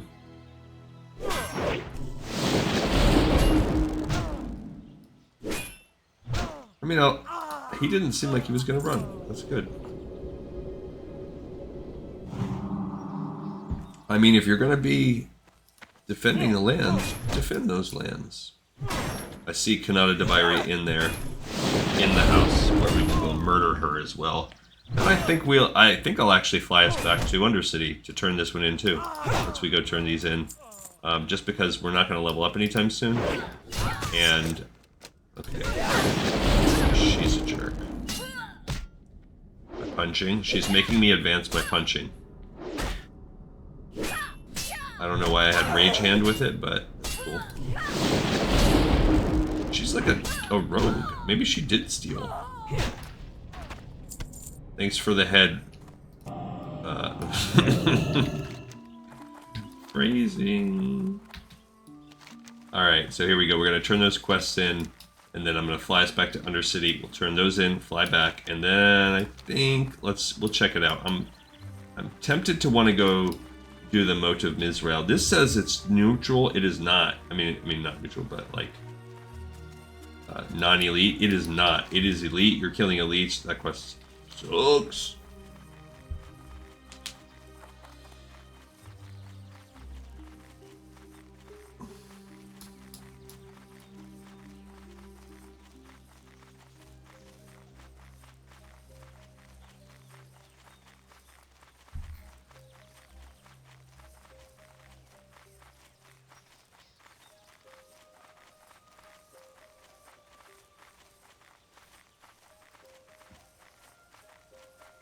So this guy is talking about turning in Rend. He's gonna be mad unless it's not on the... Like, there's a scheduling thing. I don't care. You go ahead and turn in Rend, buddy. But you might be really peeing in someone's Kool-Aid. Cornflakes. Either way would be gross. I will create an amulet that will give Gormul some of the strength of the raptors. Perhaps that will awaken some flame within him. Later. Excellent. The spirits and the raptors that give these eyes will lend strength to the bearer of this amulet. See ya later. Yeah. Take this amulet to Gormul and see if the raptor's strength can awaken the flame of the warrior that once burned through his veins. See ya. Okay, and then foul magic. Once cursed blood still runs through my veins, Gleekon soul. If something is summoning demons, it must be stopped. Later. It will take some time for me to ascertain the true intentions of the Syndicate, but their obvious association with dark demonic magic troubles me. I will tell you when I know more. Okie dokie. And then he has a second step of foul magic. There is no doubt in my mind that a powerful warlock resides within the walls of Stromgarde. From time to time, using an arcane magical relic, this warlock has summoned forth terrible demons in large numbers. We must remove the source of his energy. Find the warlock and kill him. Bring me whatever magical object you find on his person, and I will take steps to destroy it, and see that its power is not used to taint this land any longer. Merez Cowl, that's the one we already killed from Alliance. I'm pretty sure Merez Cowl is actually a girl. So when they said his, that's a little bit messed up. It's not accurate. Alright, so first Raising Spirits Part 1, we did that. We got the raptor all taken care of. So let's take care of that. And then he gave us Raising Spirits Part 2, which is just, hey, we'll walk over 5 feet and give it to him, my wife's favorite kind of quest. Without fail, you do something like that and she's going to be like, what the absolute heck? Alright, so Foul Magic 1 has now been turned in, and that gave us Foul Magics 2, right? Yeah, which is the version of killing Mrez Cowl. Yeah, down there. That's why it's so far down, because it's a, hey, go kill elite kind of thing. Alright. So we can also turn in to Gormul here. Gormul. Blood and thunder. What hope is there when the hand of a coward can slay the mightiest of the mightiest? What hope, I ask you? What is this? Polished bone. What use have I for polished bone? Will a trinket restore the Horde to its glory? Fair argument. Torgon sent you, didn't he? Pah! Why he feels some mercy towards me I would not understand. Mercy was denied me when I was not allowed to die with my war chief in battle. A cruel blow fate has dealt me. Gormul tosses the amulet into the ground. Okay, so basically he's like, this is dumb crap, and I am not interested in it. And so we're going to go back and tell him, hey, he didn't like your dumb crap thing that you made him. Don't have your feelings hurt. You know, we don't always please when we give gifts. So if you're really that upset, you have to ask yourself why. Okay, we're going to tell him. Elomon. It did not work, I see. Nonetheless, I feel that showing him the power of the shamans will eventually return Gormul to his once proud self. The amulet's power was not great enough to show him our newfound power. Okie dokie. Now we're going to switch over to a new chain based on that called Guile of the Raptor. With some additional objects, I will be able to create an item that will imbue Gormul with the guile of the raptor. With the power of the raptor flowing through him, Gormul will know our new power and rediscover the warrior that lies dormant. I will require raptor hearts to fashion the item and spin. Alright, so Guile of the Raptor is a little bit of a higher level quest. Raising Spirits done, and now we're starting this with Guile of the Raptor. I'm not particularly sure why. It must be because, yeah, we're fighting different kinds of raptors now down there. Did we ever do our fishing on this character? We did not. So when we go down there, we're also going to get some fishing in. By the way, just to kind of give you a heads up, that's coming. Let's go sell this over here before we... Wait a minute. Is that the flight path's up top? There. Let's sell and repair. Okay, that can all be sold. Bing, bing, bong. I'm going to save some of these things. Don't need that. Okay, the rest of it I'm going to save. I'm not going to get into the nitty-gritty quite now. I want to buy an iron buckle. Okay. The signs of war are upon your garments, and sweat drips from your brow. Good. Very good indeed. Alright, so that was for killing the trolls. Your strength is evident, adventurer. Now to see how you fare against a real enemy. The Boulder Fists have a lair to the southwest of here towards the Dwarven Bridge, and if I'm not mistaken, the Maulers and Magi there shall present to you a greater challenge. They have done so to us thus far. Slay as many as you can, and come to me in body when you are successful, or come to me in spirit when you fail. I shall give praise to your tenacity in battle either way. Alright, cool. So he's giving us the next call to arms. We finished the first one. Let's start flying while we mess with that, because we have to go to Undercity and come back. Alright, so call to arms. We did complete call to arms part 1, and he gave us call to arms part 2, because he initially said the trolls and the ogres are working together. So he wants us to now go down and kill those ogres. So here's what I think we'll do. We're going to wind up turning this in. We have a little bit of time left after that. My plan, I think, is going to be to come back and do the Tome of Mode of Mizrael. So we'll start working on that when we come back, and we'll see how far we can get there. We do have this nice area where we can run. We can get our fishing done and work on the raptor hearts and this. And we could also then go start the pirate quest line when we're making our way down here. There's no point not to. We might as well bust all of that out, because we do know the final step. That's going to send us probably maybe to Orgrimmar back. I'm not even sure. So that the quest line will eventually do that for us. We're going to leave this alone for a while, but on the next quest, we'll get this done. We'll get the pirate quest done. Maybe hit up Orgrimmar back. So that, you know, we have some other summoning the princess stuff that's going to be available too. We might be able to get that one on the next one too. That will all not happen probably until Wednesday. So we're going to have a 4-day hiatus on Arathi.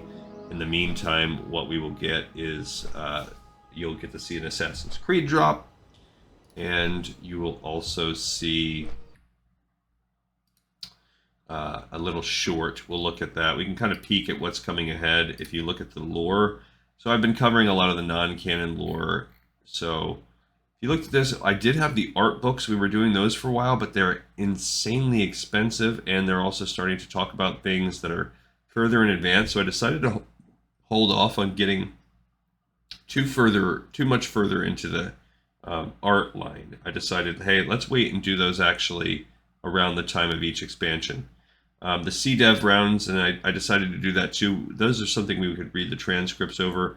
All of that, all of this undated lore, I decided to reshuffle back up and do closer to the act, because it's going to be talking about things that are happening in the game at those times. So I'll wait a little bit on that. So then I said, all right, well, let's get into the actual timeline.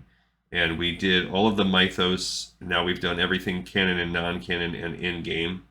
And now we're working our way through this. The very beginning, we talked about Cenarius. I read that. We did the in-game item and did the trolls. So that's still 16,000 years before the Dark Portal. Then leading up to the Night Elves, to the War of the Ancients, I did read these 3 things about the Night Elves of Cenarius. And we had already done Troll Compendium. We've already previously read those during the time, and now we're getting right around, these are all of the in-game and non-canon lores that are happening during the War of the Ancients, so we really have a lot to go through. We've done Cenarius, we've done Illidan, we've done Malfurion, we've done Tyrande. So it seems like there's a bunch, but a lot of these are like duplicate entries. So coming up, we will have entries where we talk about the Naga, Vaj, then we'll have a couple in-game object episodes. We already read that novel. We've done that. Then we'll have Xavieth, Dathomir Sunstrider, Dejana, Desdil Storai, Jared Shadowsong, Kurtalos Ravencrest, Latocius, Maiev Shadowsong. We've already read Tyrande. So there's a lot of entries coming up ahead that we will be able to read all about that. There's also some videos, the Burdens of Shao Hao series. So I don't know that we're going to watch those videos, but what I will probably do is go over the transcripts, watch them, and discuss them. That's going to be my approach to many of the videos that we do. What now? Kill them all and bring me their You heads. stand before me as a figure of vengeance, and I bow down before you in thanks. With that cow's death, and knowing that their seed will no longer spread over the face of Azeroth, I can put my energy into something more lucrative. I hope you looted their farmstead after you finished them off.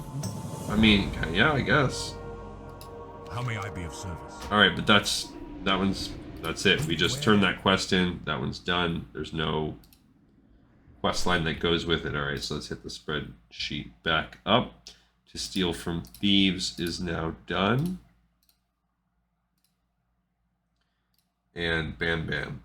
So that's good. So we are making good progress. I think what's going to slow us down is the elites on this, but I do think by this time next week we should be working on the Swamp of Sorrows, or at least by next weekend, so that's good. And I think I'm getting close on the Stranglethorn quests too. There is some, I'm starting to get where the harder quests are, some of the elites, and then if I look at the next page, I think that's a chain, and some of this is gonna happen. Some of it is not real, like those. What worries me is Traitor to the Blood Sale. What is this? I don't know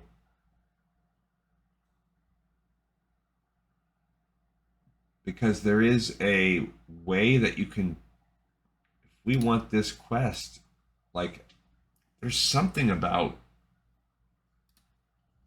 being able to join the blood sale, and it worries me that we're going to have to do that. So, oopsie, that was not, oops, dang. Okay, so what we want is this page. So we'll see, but it seems, I'm getting near the end. I've done a lot on that. Yeah, I'm kind of stuck here. I need to do those 2 quests, but they're not available. They're tied to some of these other ones further down the line. So yeah, what I need to do is Stranglethorn Fever, and then I'm going to have to find the message in a bottle. It's kind of what I'm working on right there. But yeah, for us, we have Swamp of Sorrows, Badlands. It's gonna be good. And there's once we do Swamp of Sorrows, Badlands, Duskwalla Marsh, Stranglethorn, Hinterlands, and Tanaris. So we have 6 zones to do. After Tanaris, oh no, I'm sorry, 8, because we will run Zul'Farrak when we do Tanaris. Then we'll come back and do Searing Gorge, and then we'll do Feralus. After completing Feralus, so in 8 zones, which I haven't even started that myself on the test run, we will finally run Maraudon. And at that point in time, if you look at the lore, because where we're playing through, we are past the Great Wars. We are into World of Warcraft right here. So these things are coming out right here. We read those. There's a game patch that comes out called Mysteries of Maraudon. We can finally go back and look at the chronicles. There's some chronicles we can read at that point in time. Then there's another patch. The very next patch was Dire Maul. The next big patch. And Dire Maul, that will not be happening until like endgame. So we'll basically have to do then Felwood, Ajara, Ungoro Crater, the Blasted Lands, which will then open up Sunken Temple. And Sunken Temple is still a low, like that's a 55 dungeon. So then we'll be at these end zones, and we'll have Lower Blackrock Spire, and we will have Blackrock Depths, Lower Blackrock Spire, and Scholomance all to run, which are all like level 60 things. So we'll do those in their time. But the end game zones are the Western Plaguelands. Well, that will open up Scholomance. The Burning Steppes, that will open up the Blackrock Spires. So, and the Lower Blackrock Depths and all that stuff. Then there's Eastern Plaguelands, which I'm not going to be worried about that. So we'll finish those few zones, and then we'll finally be able to go run Dire Maul. So when we run Dire Maul, so we're getting quite into the future here. This is all going to happen a while, because all of the real patches were endgame. That's when we'll finally be able to read that, and we'll have these things that we kind of come through. I will hopefully have caught up on some of that by then. We'll look at some of my patch notes or whatever that I have. So if you look at what happens before that, when we enter the phase, so when we enter the Maraudon phase, we're also going to have the Christmas quest, but I'm already going to start with January. I'm going to start doing the everything except Christmas. Once Christmas is over, I'm going to start doing the holiday quests as well, because I'm going to start anticipating over the course of next year that we have to do those. We might finish. We will hopefully finish the game before the end of next year, and so I might just have to come back for a few things here and there, and we'll be moving on to Burning Crusade and stuff like that. That's my hope for 2025, is that this will be wrapped up and we'll be beginning Burning Crusade by then. Alright, here we go.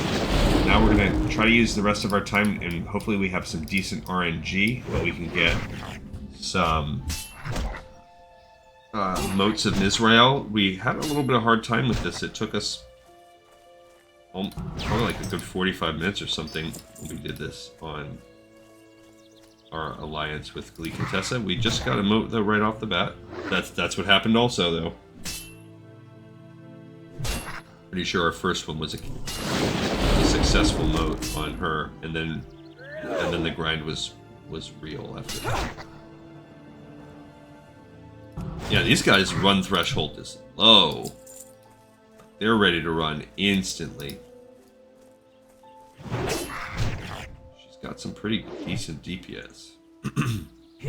Her DPS might be better than Ugly Contessa's. Especially because she can mix spells in there. I'd have to see, but like, her DPS is clocking at 76, but that's not taking into consideration all the other things. Her lightning shield, her ability to throw spells, when she's flurrying, which is frequently.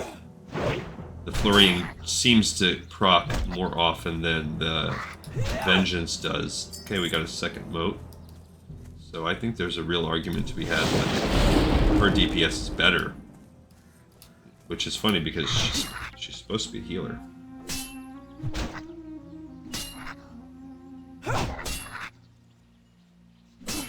It's just where she's at in her cycle. We'd have to consider her an enhancement shaman for now, but I'm working on the resto stuff. But also, even with that, her chance to hit with spells and melee is what I'm working on for the past couple levels, so one more level she's gonna have that too. Then I gotta kind of sort of look after that which one I want to do. We'll have 2 talents we need to get to. I don't know that I'm gonna hit. I don't remember if I hit that. I definitely want... Oh, Totemic Mastery, that will be another one, increasing the range of my totems. So I have my next 2 levels picked, and then I'll just need 1 point in something. I just don't remember. I think it's probably healing focus. If I had to guess. Probably do 1 on that, and then I'll open up this bottom tier with Tidal Mastery. Weird thing about the Tidal Mastery is it's opening crit on lightning spells. We're doing it for the heal, but like I don't care about lightning spell crit. I don't really use... I guess I could be using it if I was DPS. Alright, so we hit 2 of the 12 fairly early. We do have to make our way into that cave at some point.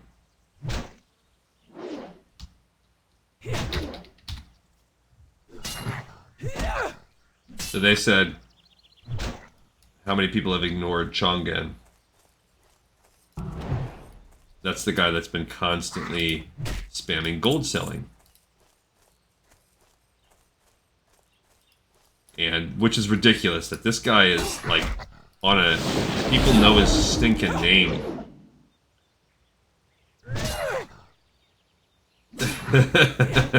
This person said, I made an add-on to display Chongan's message additional times so it would resonate with me even more. It's funny. Ha ha ha.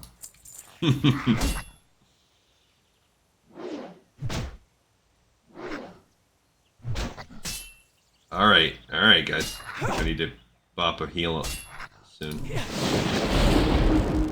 At least these guys are worth XP. For the first time on this episode, we're finally starting to get XP.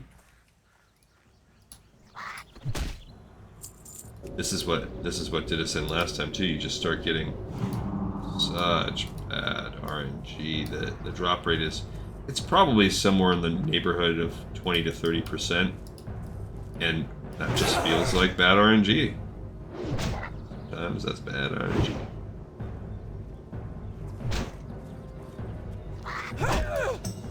Boom, got a third. Okay, we're a quarter of the way done. That's my goal, is to finish this quest. So we're going to do this one, turn it into the cave, pick up the next one, and then go into the inn and Hammerfall, and that'll be our F for today. It'll be a good, nice way to stop. I don't have like a set dedicated I must leave time for my little trip that I'm going on. Whoops, knocked the headphones out. We just have a time when you can check in to the hotel and it's just a couple nights out with me and the wife, so we'll probably go out and then go check into the hotel and have a nice little evening out on the town, little dinner and night scene action, and then wake up at a leisurely time tomorrow, and then either Uber or shuttle over to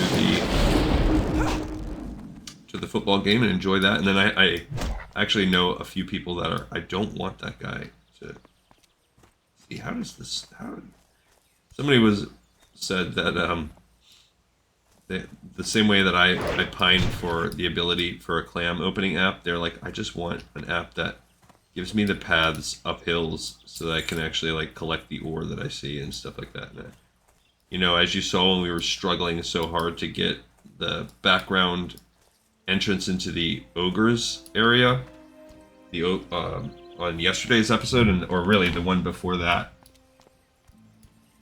that would be super useful. But I am, yeah, so there's not like whatever.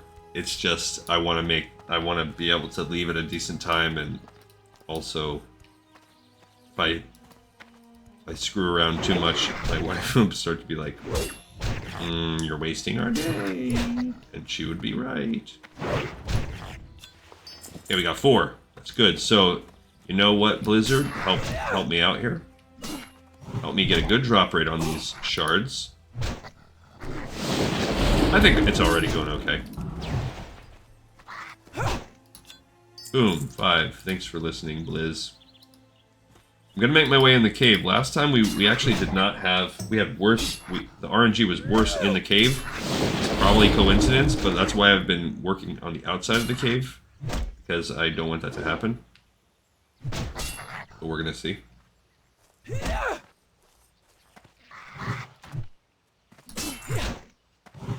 think the guys are a little bit tougher too inside the cave.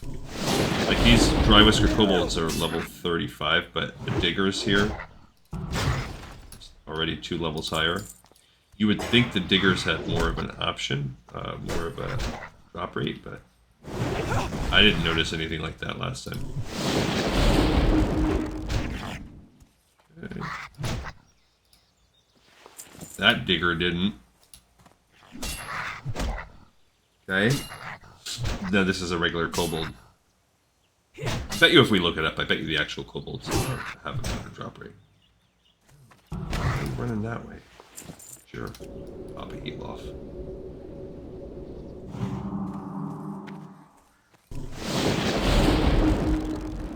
So it is a nice 3-day weekend as well. We have a Veterans Day coming up on Monday. So all the veterans out there, thank you for what you do. We all have jobs, and I do think society requires all of us working together and being productive to make it a whole. But there's obviously just a little bit extra appreciation that should go out to people that are literally putting their lives on the line, which is not what I do. I sit behind a desk and run the numbers. So while that might help institutions make better decisions, it is certainly not a life-threatening job. Sometimes my wrists and elbows hurt from all the clicking. So, you know, that's something, right? Little carpal tunnel, at risk for carpal tunnel. But that is not the same, and I do not pretend it is. So for all the veterans out there, I don't have a lot in my family. My family is not a military family. My uncle was a Marine, and that is the only military member I can think of off the top of my head. Alright, let's get a little bit more... Oops, no, I was going to say let's get a little bit more eating action, but they're being a jerk.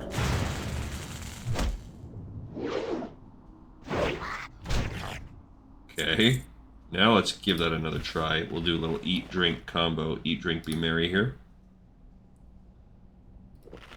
Yeah, my uncle was, I would say, maybe back in the... Oh, geez. maybe the 70s. He was in the Marines and served. You know, he did his thing. I don't know exactly what conflicts were going on in the 70s that he was out there, but he did serve and go out and have active duty, and he was in it for a while. I know that he was stationed in the, I don't know, Far East somewhere. I don't know if it was, he ended up doing duty out in Japan or in, I don't know, or Philippines. I can't remember exactly where. I'd have to look. The family has told the story before. But when he was out there, he partook in a combination of prostitutes and opium quite a bit. And when he got out of the Marines, he came back to the States with an addiction to loose women and opiates. So that is the other thing. I think that while of course everyone is responsible for their own actions, I think that's another part of it. You don't have to go out and like lose a limb to a IED or whatever. Like there are other dangers that you can be exposed to that can dramatically and permanently affect your life. Because what ended up happening with him was that that addiction led him to abuse heroin when he came back to the States. And in the 80s, using heroin in a time when the AIDS epidemic was on the rise led him to contracting HIV through shared needles. And then he eventually died of HIV-related complications later on, when he was probably there. See, the drop rate's terrible. That was only our 6th one, so he's probably only in his, you know, maybe late 30s, and he passed away from things regarding that. Now, again, I'm not pinning all of everything on his experiences there, but it was just part of his overall narrative, and he certainly wouldn't have been exposed to some of those things had he never went and did active duty. So there's just all sorts of levels of risk that you put yourself in when you decide to go and serve. And who knows, he might not have had such a need to have release and escape if he didn't have to see combat, which that obviously also can shake anyone to their core. So veterans of all stripes. I'm in a fantasy league with a guy who's a member of the National Guard. So Rob is his name. Rob, shout out to you, buddy. There's the world that we live in absolutely would not be, we wouldn't be able to live the way that we live if we didn't have a system in place to defend us from people that might not want us to have, succeed on a national scale. Again, not to say that there's a blanket carte blanche to everything that the military is used for, but it's I'd say on balance it's definitely good, and the people that serve in it, it's a noble profession for sure. Or not just the military, but like I said, anybody that has a more brave job than me. Yeah, so we've been in here, we've basically cleared out this entire stinking cave, and we've got one drop. So this is what slows us down. This is what happened to us too. So if you are, I don't think this is a coincidence. There we go, we got our second one. I really do think the drop rate for inside the cave is terrible. I think the actual dry whisker kobolds generic on the outside just have a much better drop rate. I'm going to actually look it up in a second. We're probably going to be waiting on respawns soon. That's how bad the drop rate has been. We've cleared out the cave and gotten 2. That's where we'll turn it in right there, the iridescent shard. I was hoping by the time we got there that we would have... Oh, I should have not done that. I should have... I wanted... Now I'm gonna draw all these guys. There we go. We got a third. Okay. I don't know. So maybe it's not that much worse. Thanks. And there's a fourth. All right.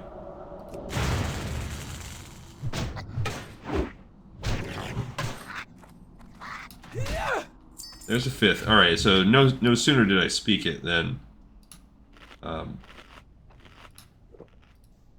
we hit some good RNG there. So we just need 2 more. I'm gonna have to hop down though and loop back up around here. But those guys, I mean, the surveyors. Maybe it's just the diggers that are bad RNG on this. But we just need 2 more shards now. And we'll turn that in and make our way back out here and check into the inn for a little sleepy poo. And then on the next episode, we will do that chain. We'll continue working that one. We'll work down here. And we'll also probably work on the pirate stuff. We didn't clear out the entire cave because there's this second half right here.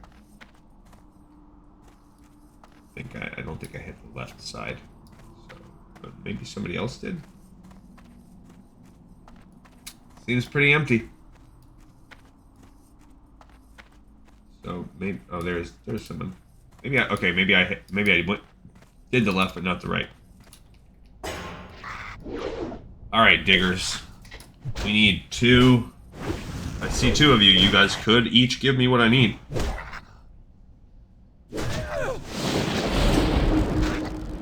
But yeah, so Monday. That's part of why. That's part of the niceness why I decided to make a weekend out of this game, because we'll get Monday off. Love that.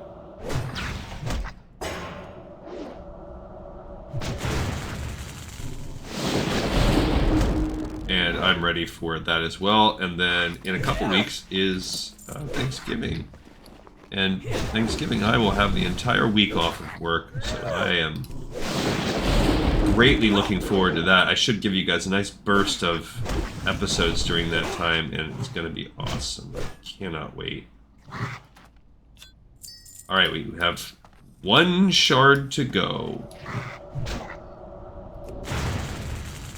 1 little shard.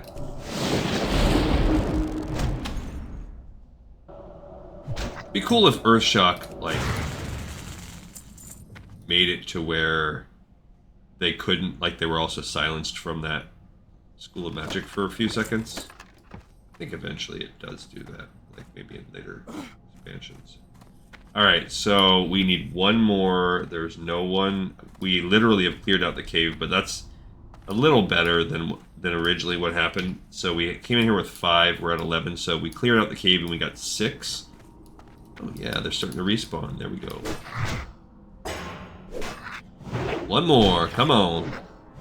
Mommy needs a new pair of shards.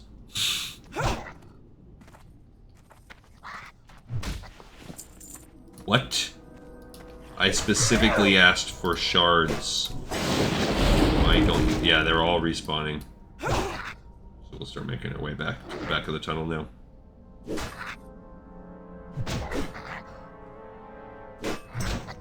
Come on. Come on. I said come on, you idiots.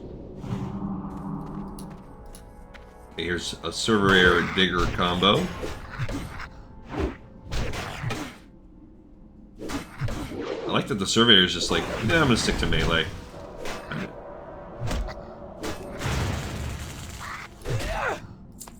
Why did you not give me... You gave me an apple when I wanted shards? I am triple sundered right now. That must be the digger hitting me with their pickaxe. But yeah, so I might... So a couple of people from work are going to be going. We might be...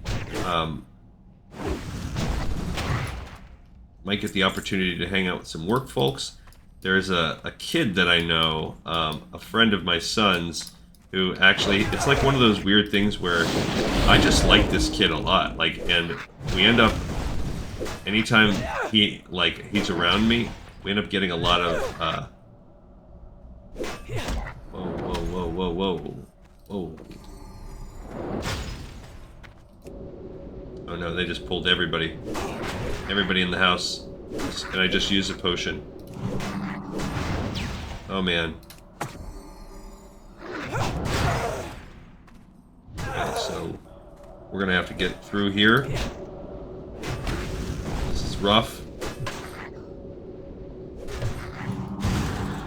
Okay, so, oh man.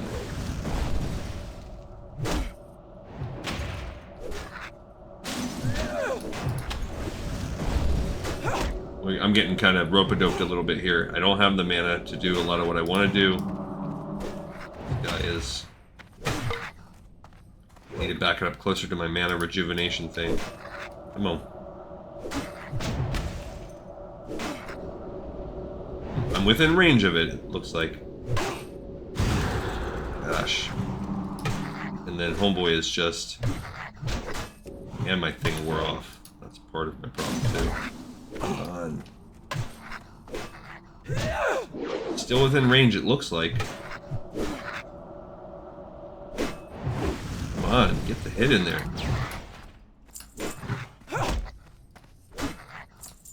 Okay, it looks like it wore off. I've survived a minute and a half since that potion though, so oh yeah, that was good. I got good luck on that. Got like a crit or something. Maybe not a crit because it didn't give me the... Ooh, that was close. Okay, let me eat one of those golden bark apples again. All of that though, we did not get that final mote that we need. Bummer.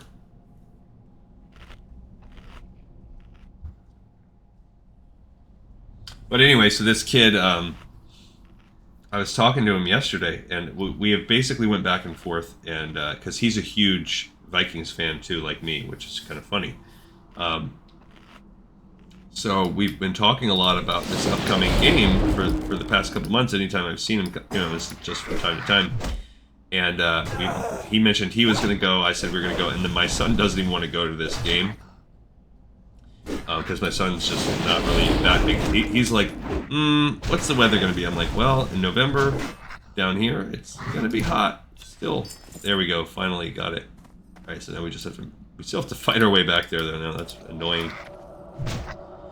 So, my son's like, nah, I'm cool. Like, I don't want to go for it. And then, so my wife and I are like, that's okay.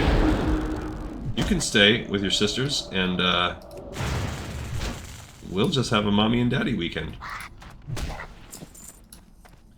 So we decided to do that. But anyway, I saw the kid yesterday and he's like, yeah, I'm going to go. And I told him where I was going to sit. So I mentioned this kid the last time I went. Vikings have only played the Jaguars 7 times in the course of their history. But that's because the Jaguars have only existed for maybe 35 years, somewhere in that ballpark. I don't know. I'd have to look it up to figure out, find it, look at the exact days. Exact timeline. But even in that time, they've only played 7 times, I believe. So it's certainly not a rivalry. It's certainly not. It doesn't happen very often. In the past, like 20 years, this is, I think, only the second or third opportunity that I've had to go, that I've gone down to this stadium to see the game. But the last time I went, and granted it was a little while ago, it was probably about 7 years ago ish, 6 to 7. But last time I went went behind the stadium to the visiting players' buses, and I was able to basically hang out, and as the players walked back to their buses, all the Vikings fans a lot of them were back there trying to get autographs, and I got 2 different players to sign things that I had, so that was super cool. And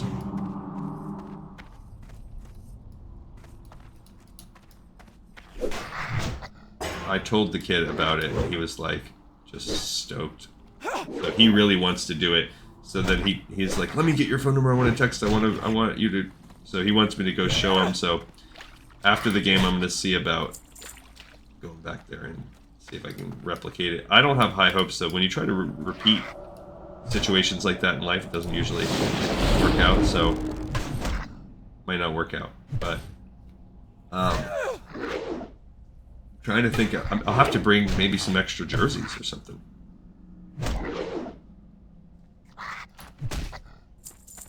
Because the jersey I was gonna wear, actually, I might go change it, because I was gonna wear like a vintage one, because I wanted to, like, sometimes if you get like an old classic throwback, for a couple reasons, like the true OG fans will see like some of the vintage rare jerseys that I have, and they'll be like, oh man, that's like, that guy's true, he's a real one.